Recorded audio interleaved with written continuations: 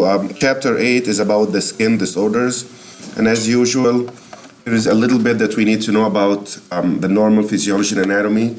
And the normal layers are epidermis, dermis, and the subcutaneous tissue, which is called the hypodermis. The epidermis specifically, we need to know that it's avascular. And this is something important to know. There are no blood vessels, no capillaries, no blood vessels, and even no nerves in the epidermis. So the epidermis does not have blood vessels, avascular, and not even nerves. There are two types of epidermis. There is one of them that's called the thick skin and thin skin. Thick skin basically is here, the palm and sole. And this is 5 layers, otherwise everything is 4 layers.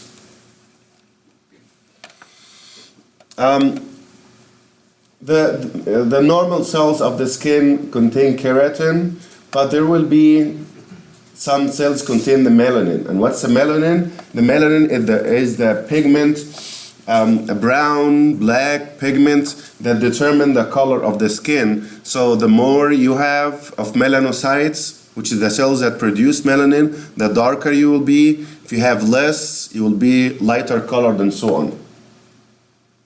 And this depends on the genes and a lot of other things. Some abnormalities that we need to know are albinism and vitiligo, and this is not exactly the same.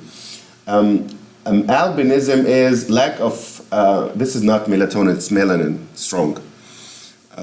Lack of melanin production throughout the whole entire skin. While vitiligo, on the other hand, is just patches, small areas, not the whole skin. So these are two different conditions. Melasma, on the other hand, is the opposite. These are patches of darker skin. So if you have patches of lighter skin, vitiligo. Patches of darker skin, melasma. If you have the whole entire skin white, meaning no melanin, that will be albinism. After that, you have the dermis that contain the nerves and blood supply and everything. And then you have the skin appendages. If you still remember, we have the hair follicles, we have sebaceous glands, we have sweat glands. Sebaceous glands is what secrete the sebum, which is oily secretion that make the hair soft. And then you have the hypodermis, which is under the dermis. And this is a diagram. There was a model like that in A&P, if you remember it, that's showing you the different layers from epidermis to dermis underneath, and then hypodermis. Hypodermis is the layer that contains the fat. Generally speaking, function of the skin, defense, prevent fluid loss, sensation. You make vitamin D through the skin. That's why there should be some moderate exposure to skin, to the sun, so that the ultraviolet radiation help us to make vitamin D. Now, everywhere in our body, there will be a normal resident flora, which is the bacteria that coexist with us. It is already there. It's not doing anything under normal circumstances. So we have those on our skin, on a mucous membrane, inside the mouth, around the anus, vagina, and it's all over, even in the colon, inside, everywhere. We have normal resident flora. So this resident flora of the skin are microbes that persist, and it is there not doing anything under normal circumstances.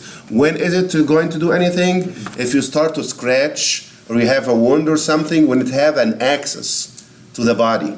This is the only time that this resident flora will get into the body and cause some inflammation or infection. Skin lesions. We will have skin lesions caused by systemic disorders. Some lesions caused by systemic infections like chickenpox, allergies, and some other localized.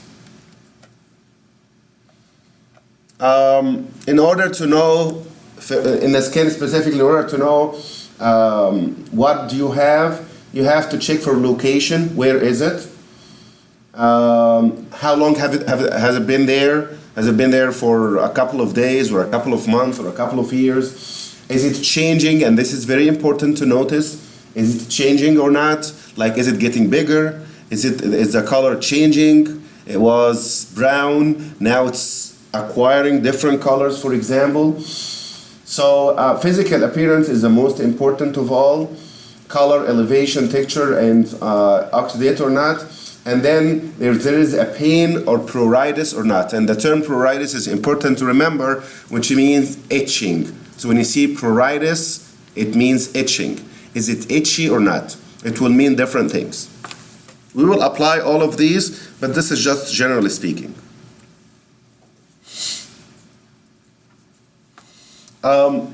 This is something that some of them are important to know what it means. So macule, for example, this is a macule. It means it's flat, not raised, it's flat, and circumscribed. Circumscribed means you can easily see the borders. It's not like you cannot confuse it with anything else. It is have a sharp demarcation, but it's flat anyway. So you like a flat patch that you can see that is circumscribed, or you can see the borders. Number 2 is nodule, and nodule is firm and raised. It's raised, not flat like this, and deep. Papule, on the other hand, is small and solid elevation, but not deep. Compare this to this. This is firm, but raised and deep, up and down. This is raised only. And then the pustule, most importantly, pustule is coming from, the first 3 letters are pus. So pustule, it contains pus, which is infected, obviously. And this is, I think we're all familiar with the pustules. If you have like a skin lesion and you see this lesion is becoming whitish, yellowish, and elevated a little bit, if you ever have that before, this is the pustule. Vesicle is thin-walled, raised, and contain fluid. And this fluid is usually clear. So you will see that later on.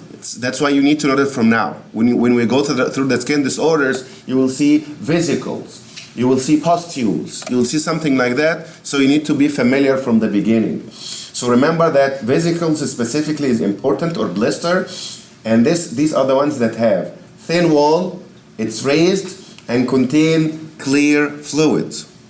And the example of that is like herpes, for example.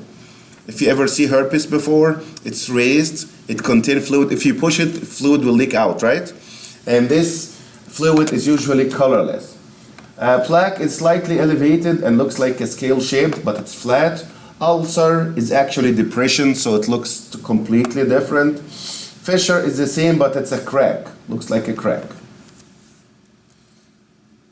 So this is summarizing all of them, but if you do it from the pictures, that's good enough. So pruritus. Pruritus again, what does it mean? Itchy, yes. Pruritus means it's itchy, something in the skin that's itchy, and it makes a huge difference if it is itchy or not. When can it be itchy? There are different things. Allergic reactions. If you have allergy, like you go to the backyard, for example, a few minutes later, you start to itch, right? And you see these patches coming out. It is itchy, so it is pruritus. Chemical irritation, like insect bite. Don't you usually itch if you have an insect bite you? Scabies. Are you guys familiar with the scabies? Scabies is a horrible infection that this bug put their eggs and feces under the skin, under the epidermis. So it's irritant, obviously. And when that happens, you will have, any one of those will irritate the skin. What the skin is going to do? The skin is going to secrete histamine. And this histamine is the one that's going to cause the elevation and the pruritus. It's histamine.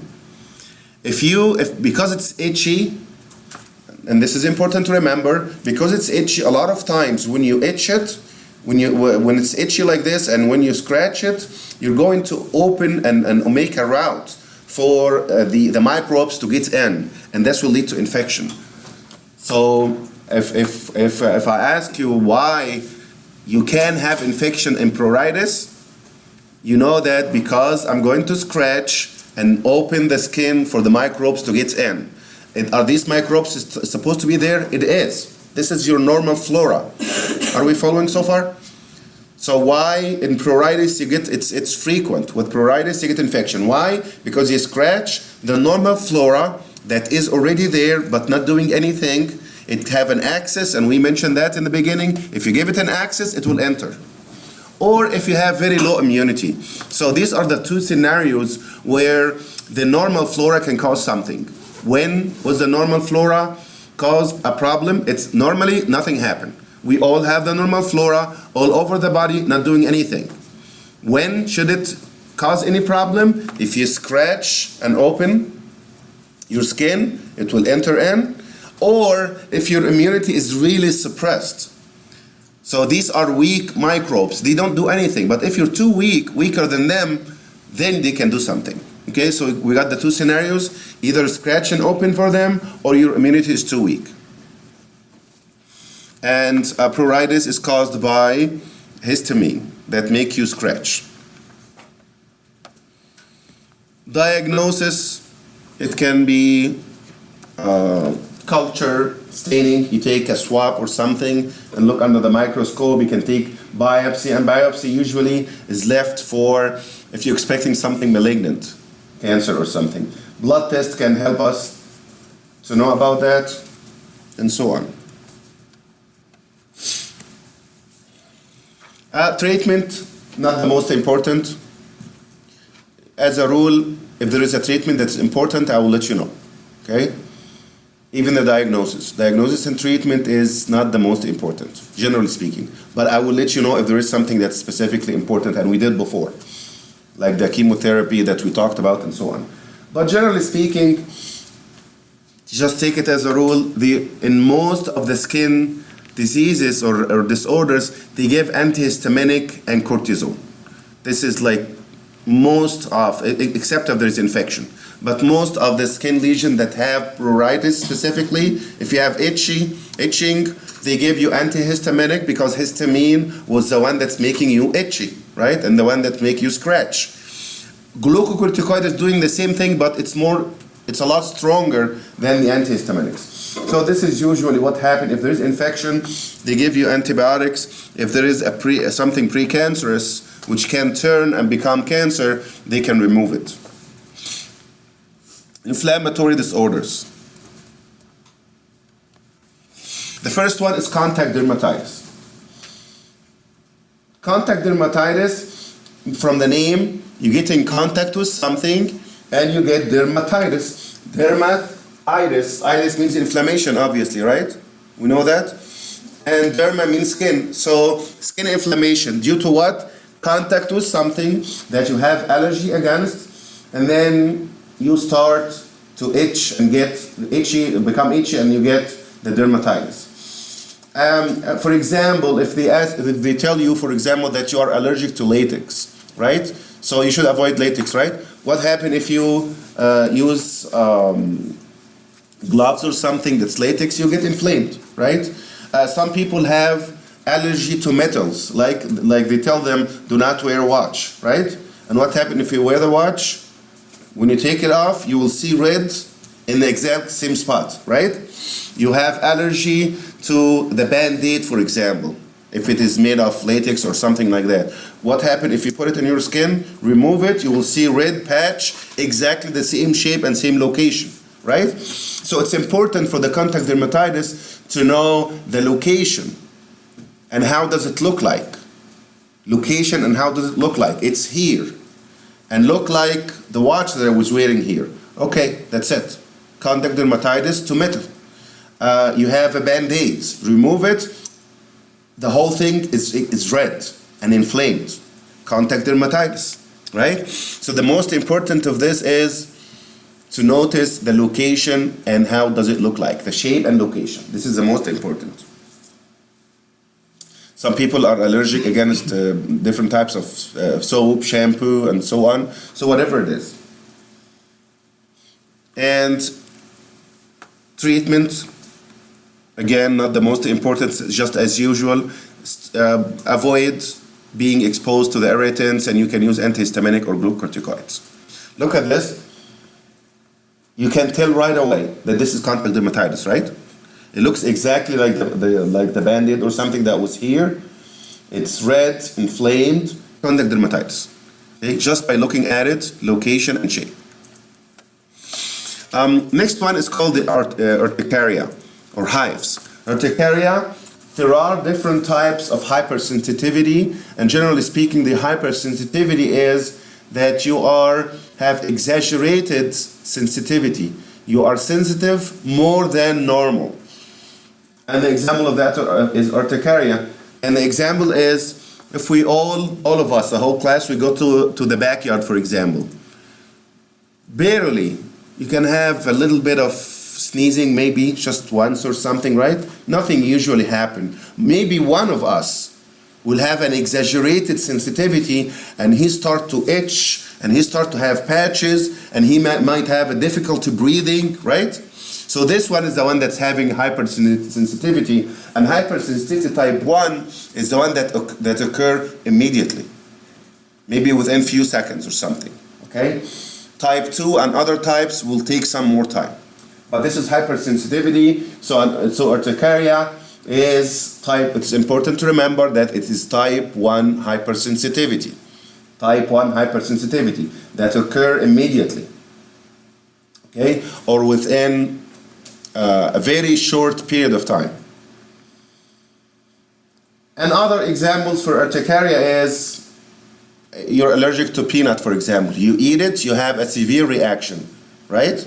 Other people will not have the same thing, that's why it's hypersensitivity. You eat something, you drink something, shellfish, some foods, and so on. And it's highly pruritic, so they itch a lot, and when you itch, you see these hives start to show up. Sometimes it's worse than that. So some people will have hypersensitivity, they will have the itching, and they have red eye, they have sneezing and runny nose and all that stuff. Which is hypersensitivity type 1. And this is called urticaria. Sometimes people have even worse than that. The worst type of urticaria is if it goes to anaphylaxis.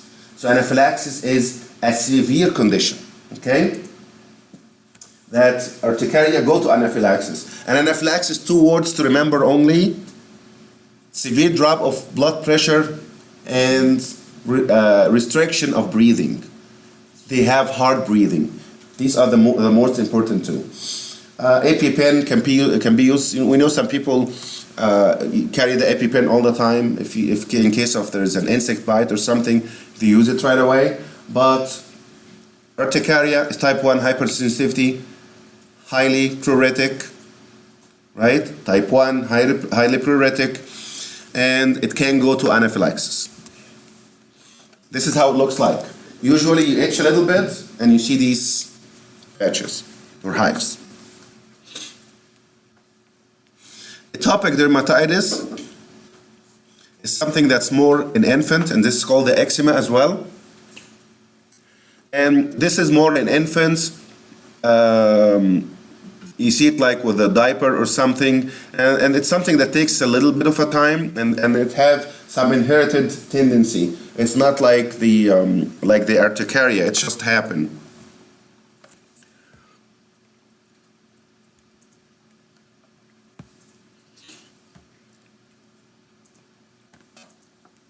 Generally speaking, any allergic reaction, you will see eosinophilia and high IgE, immunoglobulin E. This is always high in any cases of allergy. Here is atopic dermatitis. This is infant and this is adult. Next condition is psoriasis.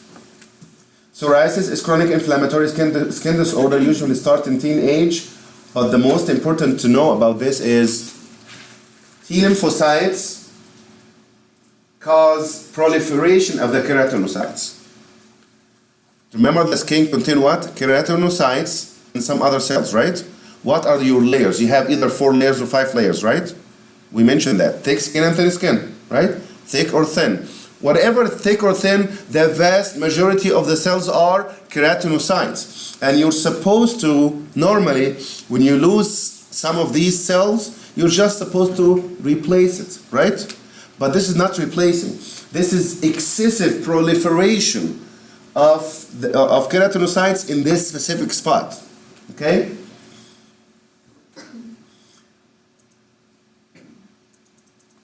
So the lesion will start to show up, specifically face, scalp, and elbow. And by the way, the location of each one of those is very important. In this chapter, location is very important. Where? Location is important, always. So in this case, you have the face, scalp, elbow, and knees. These are the most important ones. And it's itchy. There are different types of treatments, glucocorticoid and so on. Not the most important, it's glucocorticoid, antimetabolites, and so on. It looks usually like this. Look how this looks like, and remember this. Okay? You know what's happening here? It's just the skin. It looks like it's being infected or inflamed or something, but that's not true.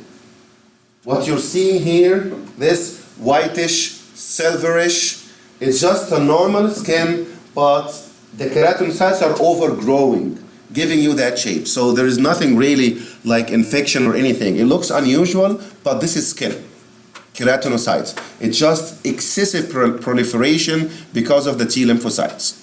Okay, did you get this? So what's the most important thing to know about psoriasis? T lymphocyte cause excessive proliferation of the keratinocytes. This is one. Location, as you see here, can be here in the elbow, in the arm or the forearm. You can see it on scalp or face. These are the locations, and it looks like this. This is too severe. Don't worry much about this. This is important to remember. So it looks like silverish, patchy. Okay, silverish, whitish, patchy. This is what you need to remember about this. So keep in your mind this picture, and this is describing psoriasis, so you don't forget it. Pemphagus. Pemphagus, simply, it's a blister. And we talked about the blisters before. It's raised, contain serous fluid or fluid that's transparent. Do you remember this? Do you remember when I showed you the lesions at the very beginning? So what do we need to know about pemphagus? Number one, it's autoimmune disorder. This is very important to remember. It's an autoimmune disorder.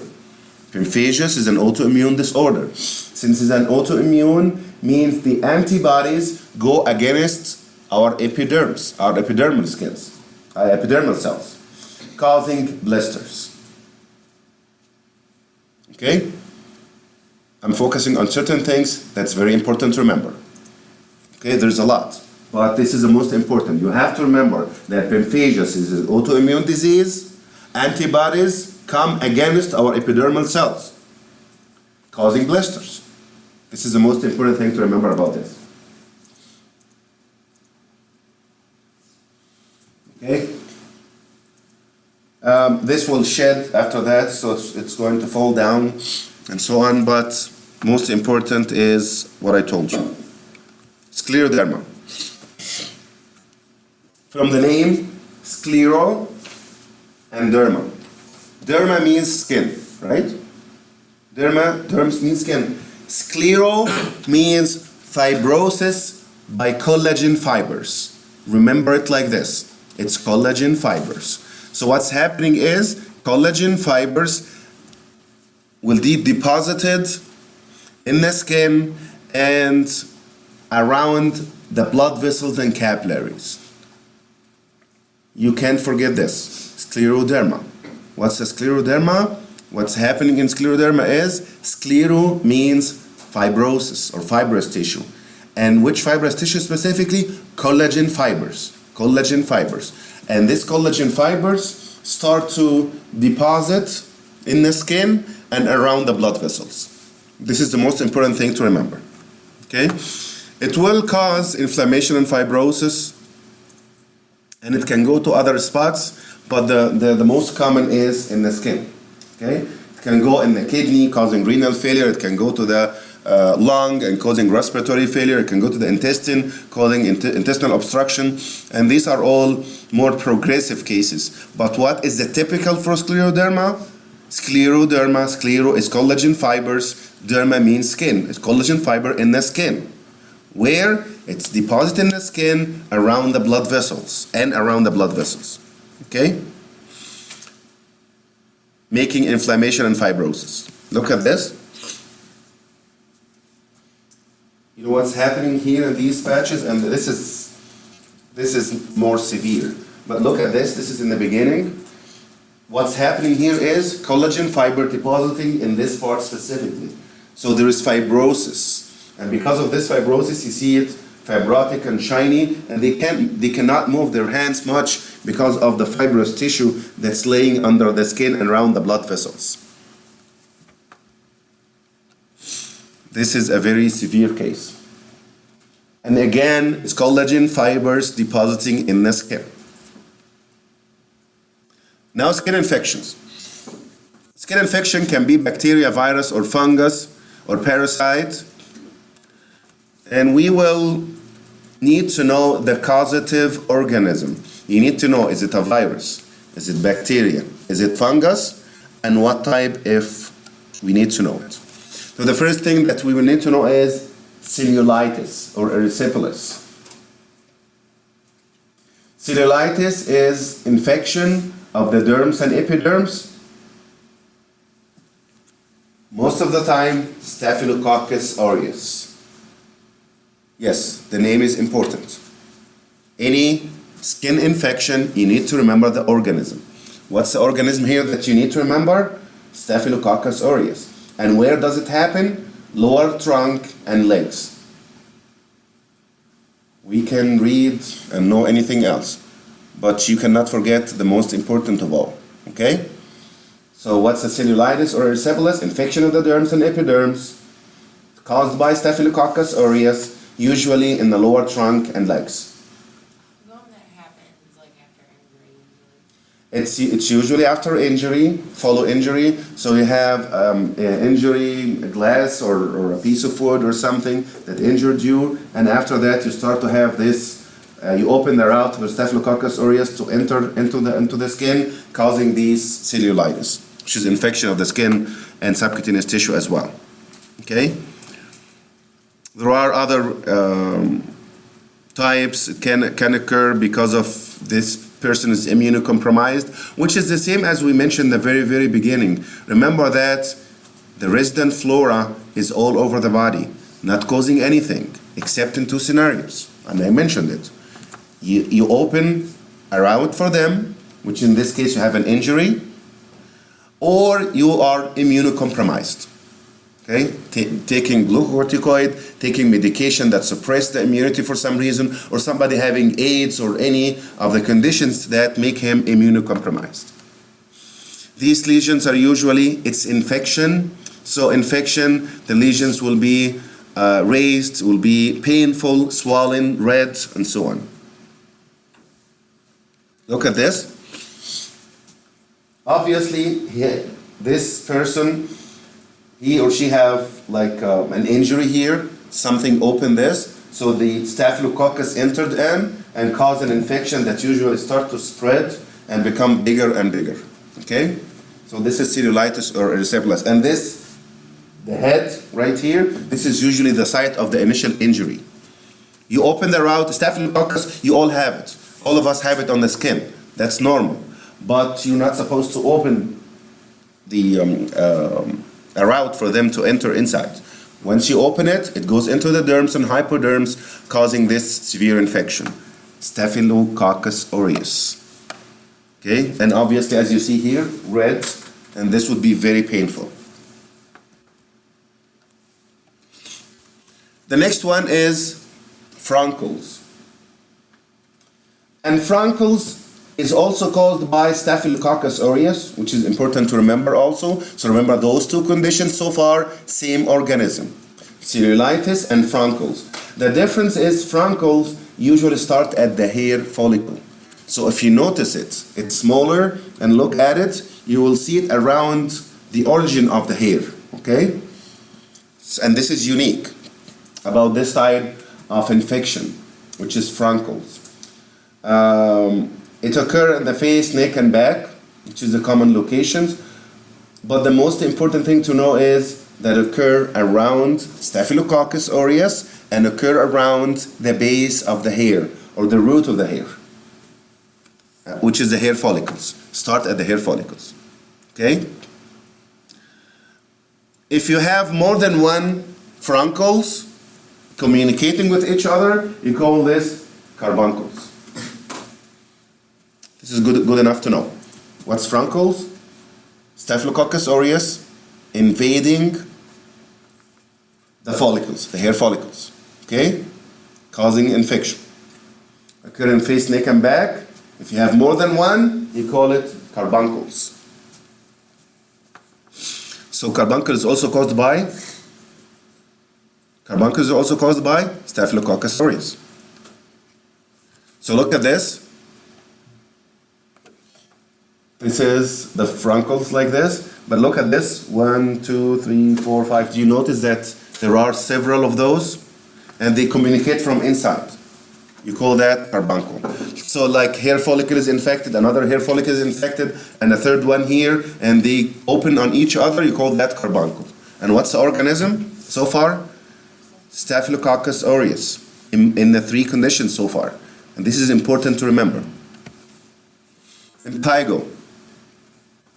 Impetigo is a condition that's common in infants, and it's also caused by Staphylococcus aureus. So you can put all of these together, by the way. If I'm you, I will put cellulitis, furuncle, carbuncle, impetigo, all of those 4, and write on top of them Staphylococcus aureus, all of them, to make it easier for yourself. Instead of memorizing each one individually, it's easier to put all of them 4 together, and remember it's the same organism, okay?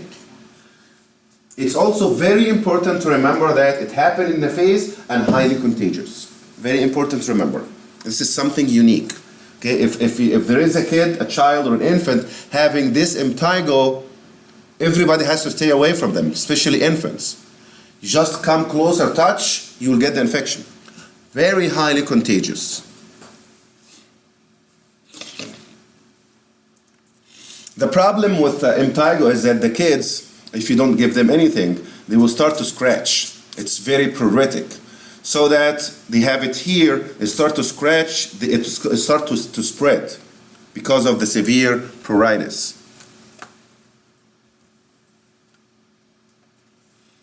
Of course, any infection, you will get antibiotics. This is a severe case. Obviously, he has it like somewhere around here.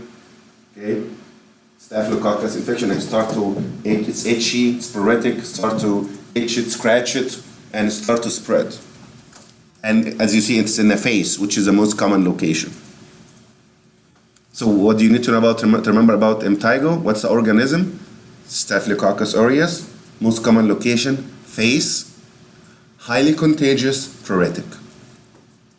Okay? Next condition is called acute necrotizing fasciitis. The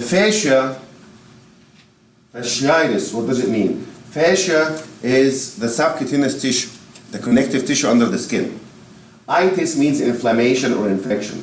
So this is an inflammation or infection of the fascia that's acute necrotizing. What necrotizing means? Necrotizing is coming from necrosis. What's necrosis? Dying or death. Dying or death. So acute necrotizing fasciitis is caused by a mix of aerobic and anaerobic bacteria that cause necrosis. This is the most important thing to remember. It's causing necrosis, and this is where the name came from. Necrotizing, so we have necrosis. Okay?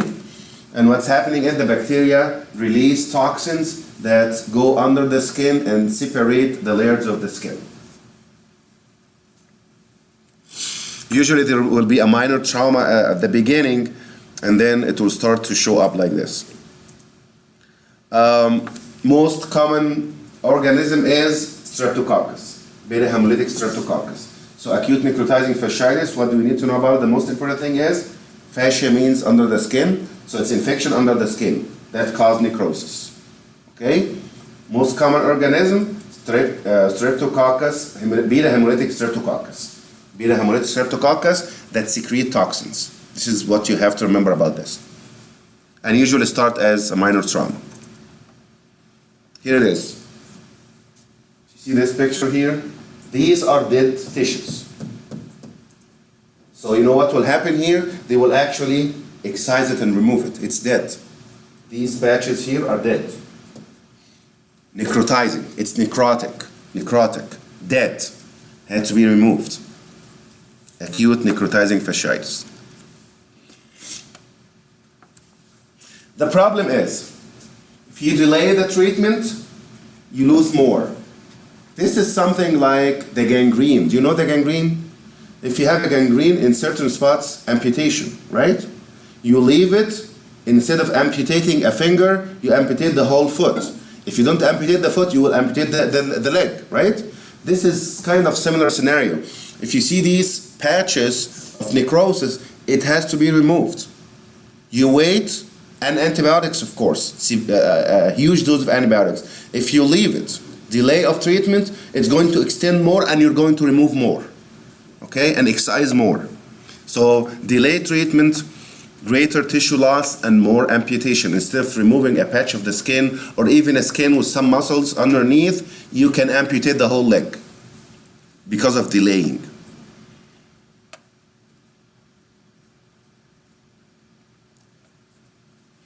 And again, the problem with this type, beta hemolytic Streptococcus, is toxins. Toxins. Secrete a lot of toxins.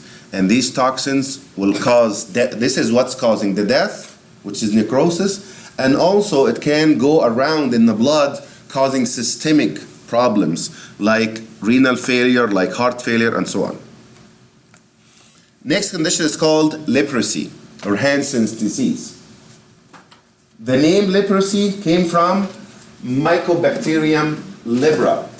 So it's, what's the organism? It's a bacterium, okay? Bacterium that's called Mycobacterium libra. And this is very important to remember.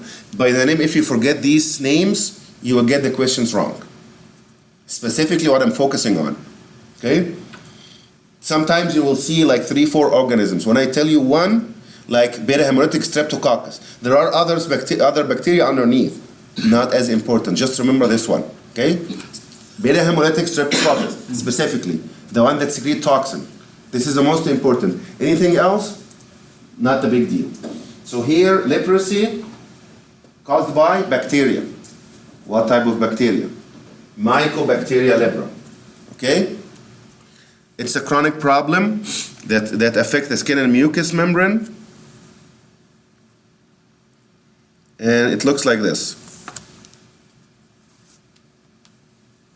All of these irregularities, problems with the skin, this is leprosy or Hansen's disease. Okay? So the causative organism is the most important, and it affects the skin and the mucous membrane and the peripheral nerves. Okay? You usually don't feel that, by the way. If you touch here or do something painful, you don't feel it. It affects the skin, mucous membrane, and nerves. Viral infections.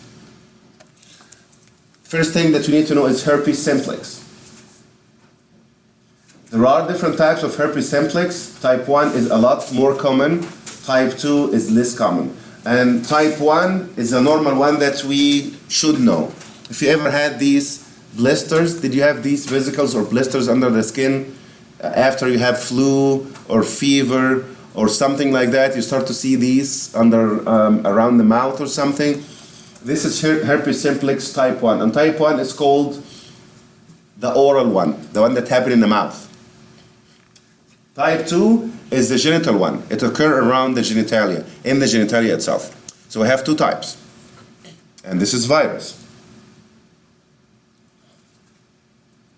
And what's happening here exactly is, let's say you get in contact with a person who's having herpes simplex. okay, somehow. And let's say this person have herpes simplex here. It's very tiny, very small. You don't see it. So, in whatever the way you got exposed to the fluid that's coming out, okay, it's called the oxidate, and this is the infected thing. How can you get it? One of the following: either you get in touch with this fluid like kissing or something, right? You can be exposed to this. Saliva at the beginning will have some of this virus. Or auto-inoculation like this, like you do like this, and then you do like this, okay? Or touch the genitalia or something. You spread it from here to here, all right? And auto-inoculation is very common. So remember the clue is the secretions or the fluid inside of it. This is what have the virus, the fluid itself. Okay, so if it open, kissing will affect somebody else, or you infect yourself. You put your finger like this and spread it in another spot, right? Or saliva. So we have three things, three routes. Did you get this? 3 ways, and all of them come from the same thing, which is a fluid inside the vesicle. If the fluid inside the vesicle is coming out for some reason, you come in contact with this person, kissing or something, or you're using his stuff, usually it's contact, or auto-inoculation, you touch here and you get it here, right? Or you're exposed to the saliva somehow. So one of these scenarios can occur, and when you get it, you don't get anything. You don't have a problem at the beginning, okay? The very first time that you're exposed to this virus, whatever the way is, one out of the 3 that I mentioned, whatever the way is, when you get it, nothing happened to you. What's going to happen is, this virus is going to enter in the skin, go to the nerve, travel backward in the sensory nerve until it reaches the ganglia. Do you remember the ganglia? Do you know what's the ganglia? Do you remember from AP, ANP? The ganglia is a collection of the nerve bodies, okay? So obviously we have sensory nerves in the skin, right? When you touch, you feel it because you have sensory nerves. So it will go through the sensory nerve backwards, go all the way until it finds the ganglia and hide in there, in the ganglia, okay? And nothing happened. You don't even know that you got something until you get somehow that you have your immunity goes down for some reason. What's that reason? Any reason. It can be you have flu or something. Obviously you're fighting, so your immunity goes down. You have common colds, even exposure to sun or stress. Any one of those lower your immunity. So if that's the case, this is a very weak virus. It's hiding in the ganglia. So if that's the case, it will leave the ganglia and go backward again to the skin, and now you can see the lesion. Did you understand this? So the very first time it go to the skin, you don't have any problem. Nothing. You don't even know that you got anything. Go to the nerve, sensory nerve, travel backward and go to the ganglia and hide. This is very weak. It doesn't do anything. And it waits until you have, your immunity goes down for some reason. Now it will say, okay, now I can leave the ganglia. I don't have to hide anymore. He's weak. I can leave the ganglia, go out through the nerve again until I reach the skin, and then I will cause the problems, which is the vesicles, just like the person that you got the infection from. Did we understand this? So the first part is the latent phase, which is you got the virus, you have no idea that you got it. And it does not start to show up unless you have something that suppresses your immunity. Sun exposure can suppress stress. Do you know that why do you have, if you have stress, you have more infections during stress? Because your immunity goes down. Common colds, flu, something like that, you're fighting, so obviously immunity goes down, so it starts to show up. And this is type 1. Type 2 is in the genitalia, and it's the same thing. It's the secretions or the fluid. You're exposed to the fluid containing the virus. Look at this one specifically.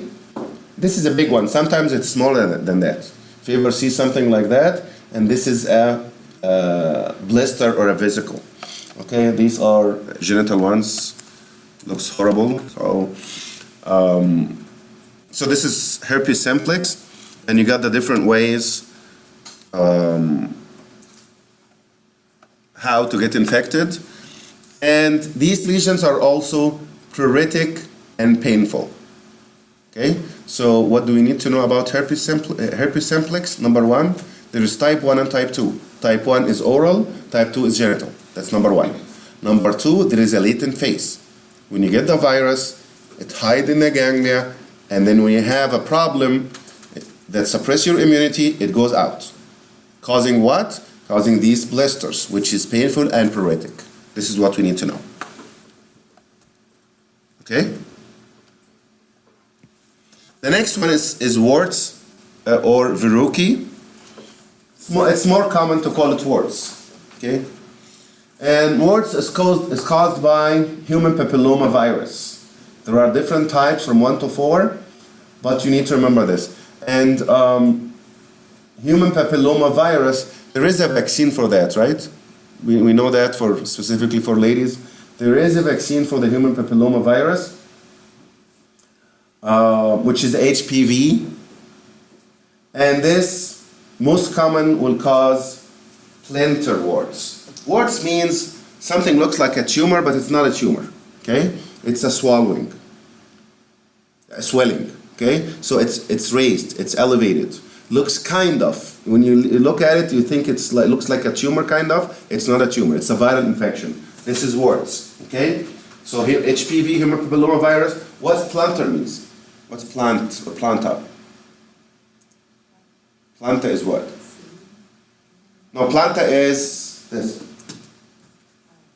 Okay? The planta of the foot, which is the lower surface of the foot. So plantar warts is you see something swelling under the skin, looks like a tumor in the planta, which is the lower surface of your foot. And it's caused by HPV 1 to 4. The other one, it can cause the same problem, but in the genitalia, but this is type 6 to 11.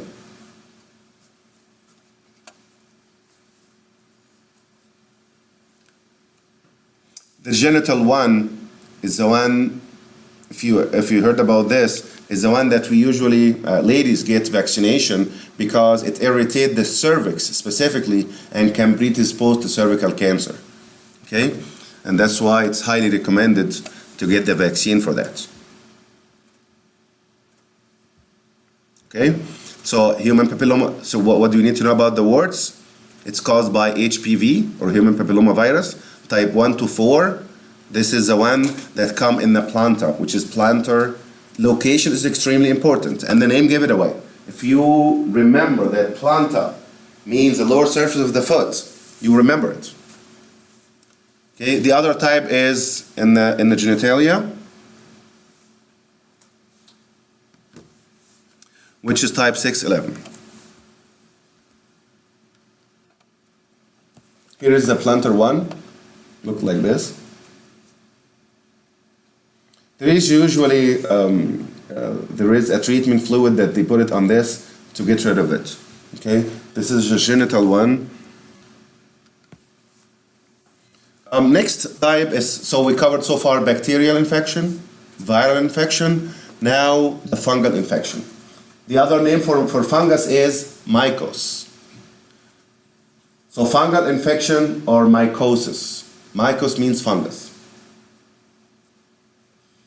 Most of the fungi, take it as a rule, generally speaking, the fungi are not as aggressive as a bacteria and virus. Okay? They are not aggressive. So most of the time they cause problems in the skin, like tinea, for example, right?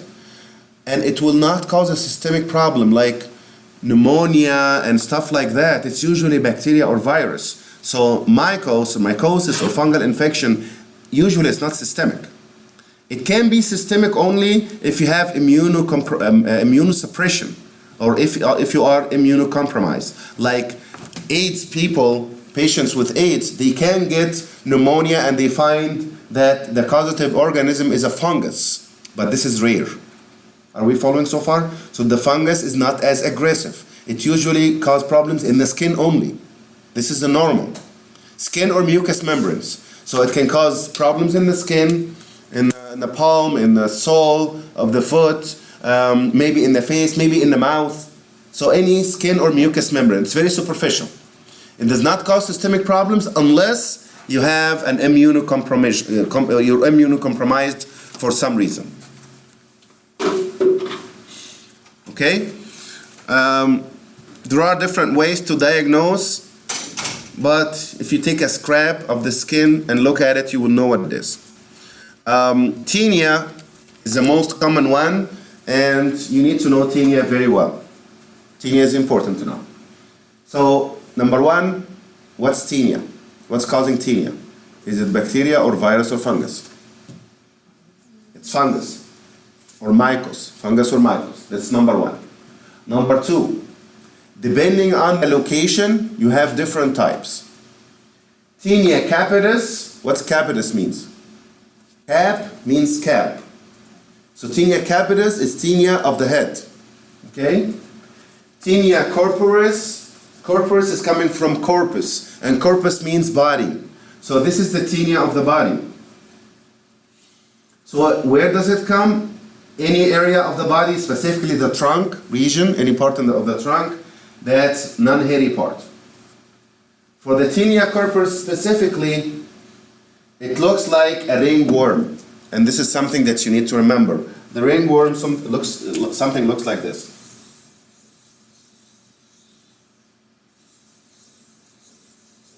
So it's darker outside, lighter from inside, looks like this.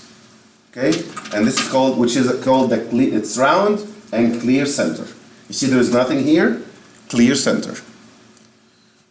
So what corporis means? Corporis is coming from corpus, which is body.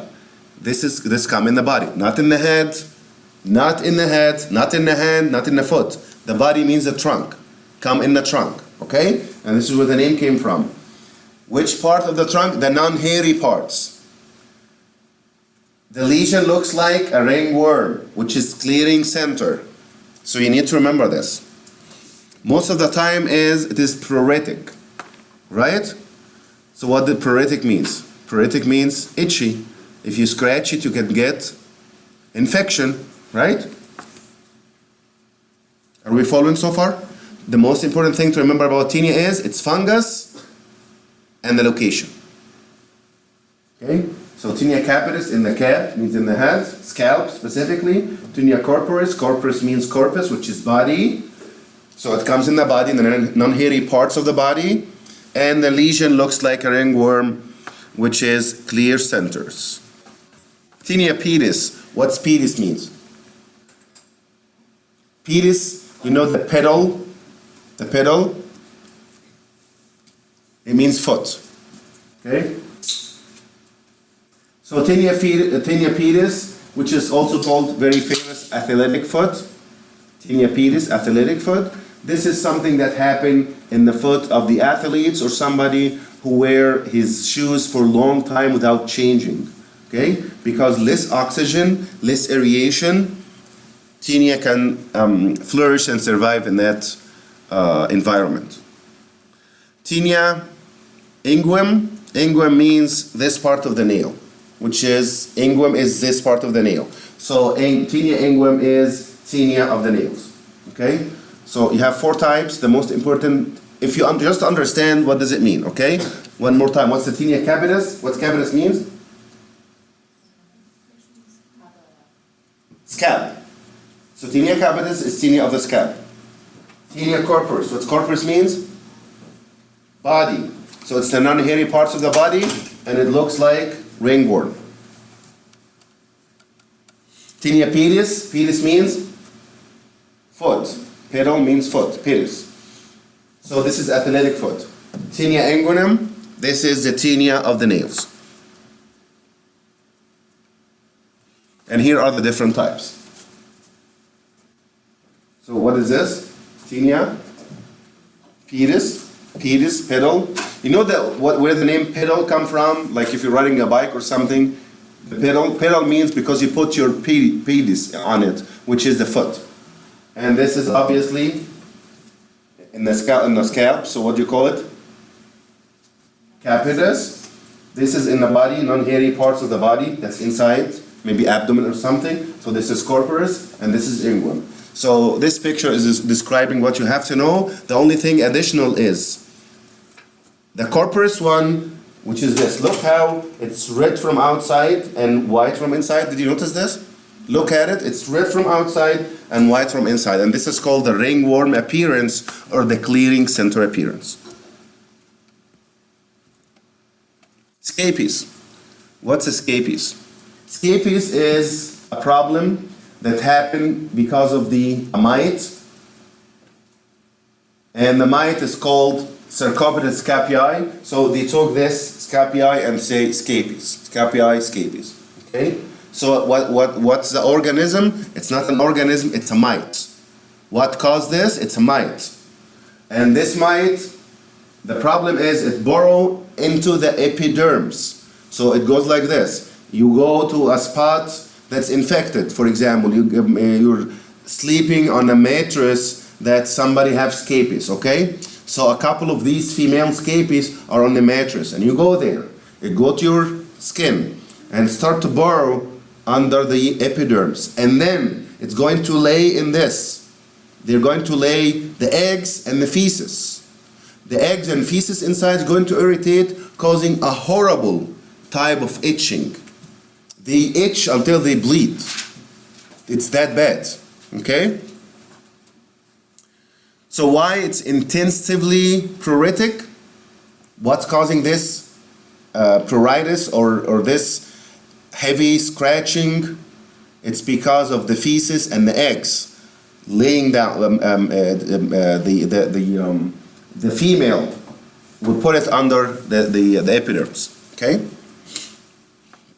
And obviously these eggs, after some time, they're going to hatch and they're going to produce more of these female mites, and it's going to go to somebody else or spread around and so on. But the most important thing to remember about scabies is it's called by a mite.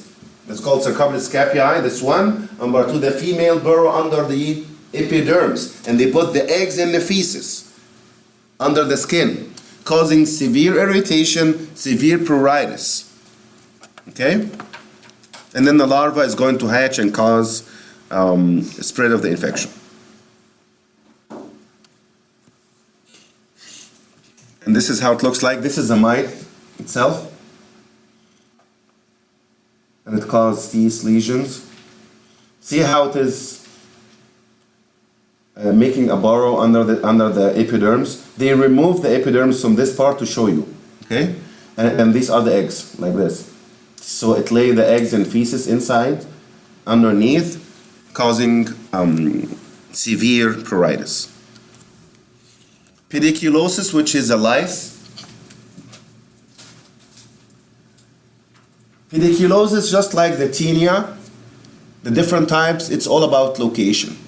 Okay, so pediculosis, which is lice, where? If it's in the scalp, you call it capitis, just like the tinea capitis, right? So this is pediculosis capitis. If it's in the body, you call it corpus. But sometimes because it's associated with the skin, and this is the difference. This is associated with the skin, so the skin of the pubic area, this is the next one. And diagnosis here is very important. You will see the egg nets on the hair shaft. Okay? How to diagnose pediculosis or lysis? You see the eggs, like you look at this person, and you look at the hair, and you will see the egg nets attached to the hair shafts. Okay?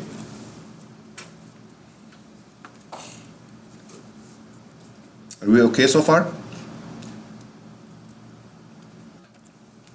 So look at this picture. This is diagnostic. Do you see the egg nets? These? The white, like this. Egg nets attached to the hair. This is diagnostic. Once you see the egg nets attached to the hair shaft, that's it. And this is how it looks like.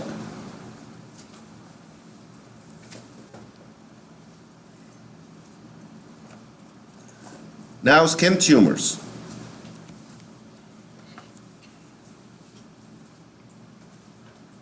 The first type of tumors is called keratosis. And keratosis is specifically associated with age. These are problems you see more among elderly people. There are two conditions. One of them is called seborrheic keratosis and actinic keratosis. Seborrheic keratosis is proliferation of the basal cells, while actinic keratosis is something that happens from exposure to ultraviolet radiation.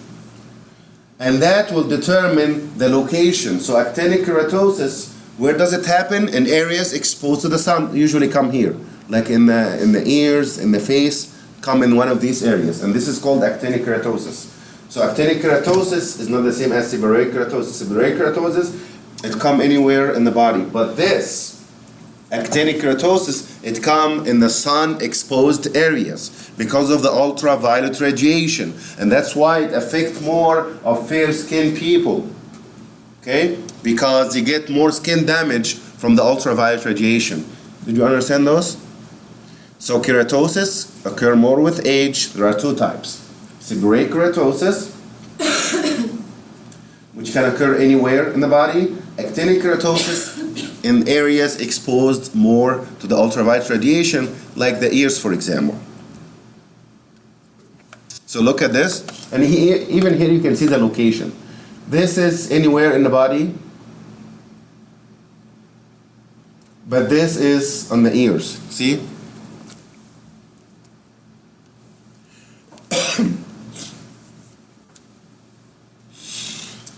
How to reduce skin cancers? Most importantly, avoid long exposure to sun. Ultraviolet radiation is not bad. It's needed actually. If you are not exposed to ultraviolet radiation, you will have a problem. Because ultraviolet radiation in the sun is needed for you to make vitamin D. So it is important to be exposed to sun moderately. Okay? Overexposure can lead to cancer, so avoid overexposure. You can cover yourself if you're exposed to sun. Cover as much as possible. You can use a sunscreen or sunblock and so on. There are different types of skin cancers or skin tumors. One of the common ones is squamous cell carcinoma. And squamous cell carcinoma comes specifically in the areas exposed to sun, with more sun exposure. So I want you to remember that excessive sun exposure can lead to squamous cell carcinoma, which is a cancer, and it can also lead to actinic keratosis. Do you remember this from the last slide? So two problems that are associated with excessive exposure to sun. The good thing about squamous cell carcinoma is it's carcinoma, right? It's cancer. But it's one of the mildest type of cancers. Once you remove it, it's gone. Okay? It's not a problem. Unlike melanoma. We will talk about melanoma. But for this squamous cell carcinoma, it's painless. Which one you should be worried more about? If you see a lesion in your skin, if it is painful or painless? Painless. If it is painful, this is usually something like infection, inflammation, which is, you get a treatment and you'll be fine. If it is painless, it might be a cancer or a tumor, right? So squamous cell carcinoma is painless, malignant tumor of the skin, of the epidermis, and because it's more in the areas exposed to sun, it's usually somewhere around the head and neck. It can come at the base of the tongue. So usually come this, because no matter how much, like I'm covering, right? But this is always exposed to sun, right? Head and neck. Base of the tongue is something, the prognosis is excellent. Remove it and you'll be fine. Here is squamous cell carcinoma, but this is too advanced. Usually it's a lot smaller than that. Malignant melanoma is the worst type of skin cancer. Why? Number one, it grows faster. Number two, highly metastasize. Do you remember metastasis? like going in the blood or lymph and going somewhere else. This is highly squamous cell carcinoma is usually local. You go to the skin, if you remove it early enough, you're done, you're fine. But not this. This is the worst type of skin cancers, malignant melanoma. And where does it arise from? From the name?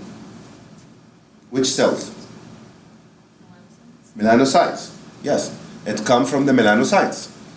That's why it's called melanoma, right? So it comes from melanocytes. It's totally unpredictable. It can metastasize early, and it's very aggressive and rapidly growing. Did we get why it's horrible?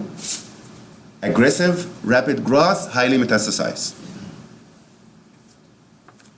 Now there is a way to know if this is malignant melanoma or not. Like if I have a dark patch right here, okay? How do I know if this is melanoma or just a benign nevus or something like that? Okay? How to know that? Here is how. They call it the ABCD, okay? So it goes like this. Appearance will not be like this, it will be more like this. Okay? You see it, the border is not clear. Multicolored. So you see this part is brown, this part is black, this part is yellow. It's multicolored. Okay? The borders are not clear. Okay? Irregular. It goes like this. Something like this.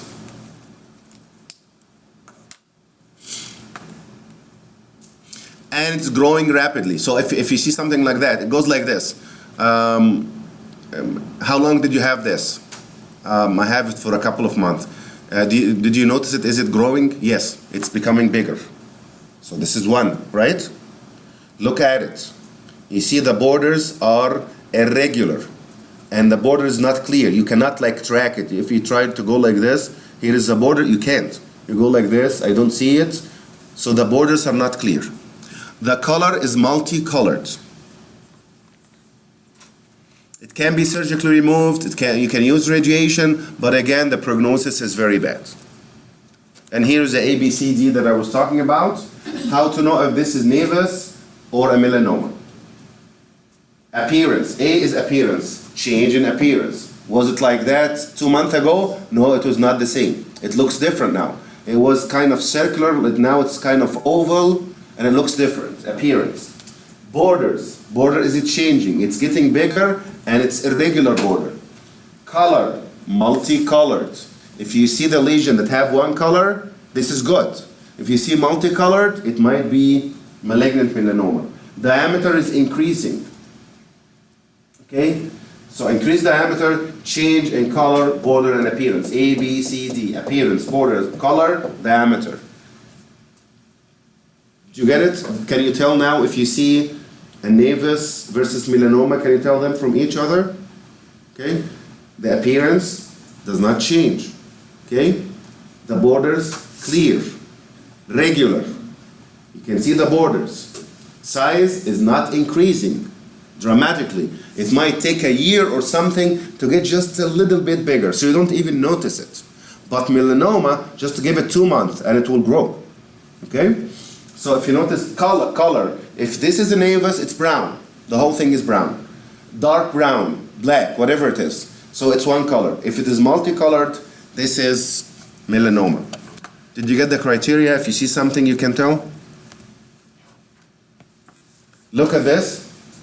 Compare this to this. This is a nevus. See the border? I can track it easily. Look. Here is the border. Okay? It's one color. It's not multicolored. Diameter, if you ask about it, is it increasing? No. It's not increasing. One color.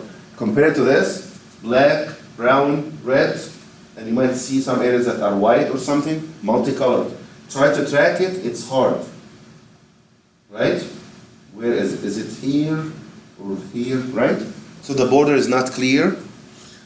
Multicolored, as you see. And if you ask, 2 months ago, it was smaller than that. It's increasing diameter. Kaposi sarcoma, just know that this is a malignancy that happen with patients with AIDS or any immunodeficiency, and usually affect the viscera and the skin. This is good enough to know. Kaposi sarcoma, AIDS patients. Kaposi sarcoma happen in AIDS patients.